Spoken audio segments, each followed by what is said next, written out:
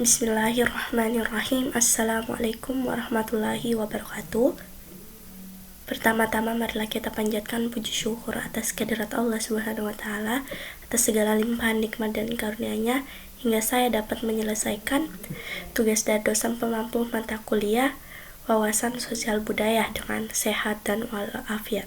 Dan tak lupa pula kita kirimkan salam dan salawat kepada junjungan Nabi besar Muhammad SAW sebagai husnul rahmatan lil alamin, yang semoga kita senantiasa diberikan syafaat di yaumul akhir kelak. Oke, nama saya Ummu Kalsum dari kelas Pendidikan Matematika 2022C. Di sini saya akan mempresentasikan bahan presentasi dari materi pertama sampai materi kelima dengan meringkas materi tersebut. Oke, demi mengefisienkan waktu, langsung saja. Nah, materi pertama itu manusia dan kebudayaan. Manusia dan kemanusiaan merupakan prinsip atau nilai yang berisi keharusan atau tuntutan untuk berkesesuaian dengan hakikat manusia. Manusia sebagai kebudayaan, dalam bahasa Inggris, kebudayaan disebut kultur, yang berasal dari kata Latin color, yaitu mengelola atau mengerjakan. Nah, kebudayaan ini terbentuk dari manusia dengan cara kebiasaan-kebiasaan manusia, sehingga kebiasaan-kebiasaan manusia itulah sehingga terbentuk kebudayaan. Nah, banyaknya kebudayaan di Indonesia ini itu tidak terhitung akibat interaksi-interaksi atau tingkah laku atau hubungan manusia dengan manusia lainnya, sehingga terbentuklah kebudayaan. Nah, yang kedua itu hakikat manusia. Hakikat manusia adalah sebagai makhluk sosial antara manusia satu dengan manusia lainnya, memiliki dorongan berinteraksi dengan kelompok demi mencapai kepentingan serta tujuan bersama. Hakikat manusia adalah seperangkat gagasan atau konsep yang mendasar tentang manusia dan makna eksistensi manusia di dunia. Hakikat manusia ini perwujudannya itu yang pertama, manusia itu diciptakan oleh Allah Subhanahu wa taala. Manusia itu sebagai makhluk individu, manusia sebagai makhluk sosial, manusia sebagai makhluk yang diciptakan oleh Tuhan secara sempurna dan lain sebagainya. Nah, selanjutnya materi ketiga yaitu peradaban Indonesia di tengah modernisasi. Modernisasi itu adalah sebuah perencanaan yang persoalannya harus dihadapi oleh masyarakat dikarenakan proses yang mencakup bidang-bidang yang sangat luas. Nah, kalau kita lihat dalam dunia sekarang, modernisasi itu dapat ditanggapi atau dapat dilihat seperti perkembangan zaman atau perkembangan pengetahuan dari atau yang diciptakan oleh manusia, yaitu IPTEK, ilmu pengetahuan dan teknologi. Nah, istilah peradaban bisa digunakan sebagai sebuah upaya manusia untuk memakmurkan dirinya dalam kehidupan.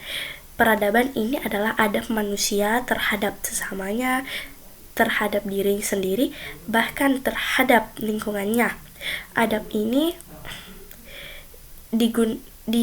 dikembangkan menjadi lebih baik lagi agar memakmurkan hidup kita sendiri, karena dengan beradab kita bisa menjaga tali silaturahmi kepada manusia dan membangun komunikasi dan hubungan antar manusia menjadi lebih baik. Nah, jadi peradaban Indonesia di tengah modernisasi itu adab kita sebagai bangsa Indonesia di tengah maraknya atau meningkatnya ilmu pengetahuan dan teknologi. Nah, selanjutnya manusia dan lingkungan. Manusia adalah makhluk ciptaan Tuhan yang paling sempurna dengan segala fungsi dan potensinya. Lingkungan adalah tempat tinggal makhluk hidup dan memiliki karakter serta fungsi khas. Nah, jadi manusia dan lingkungan ini yaitu timbal balik, saling membutuhkan. Manusia membutuhkan lingkungan untuk bertahan hidup, memenuhi kebutuhannya, dan lingkungan butuh manusia untuk dijaga, untuk dirawat, sehingga apapun yang dihasilkan oleh lingkungan itu dapat terjaga.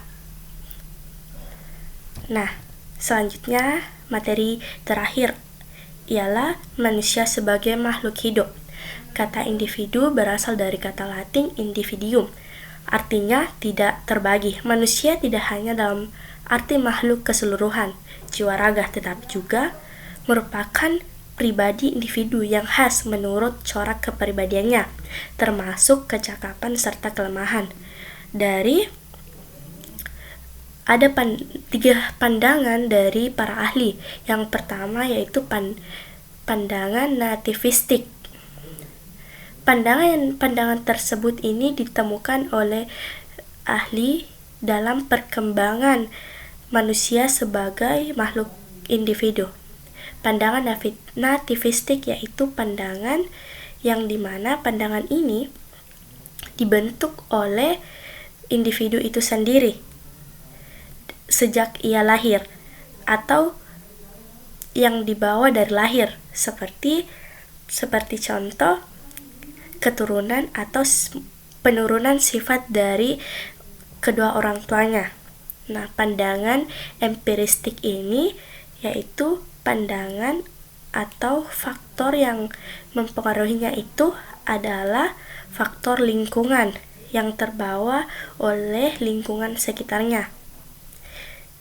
Nah, yang terakhir itu pandangan konvergensi atau faktor ini gabungan dari faktor nativistik dan empiristik, yaitu faktor yang dibawa dari sejak lahir dan faktor dari lingkungan.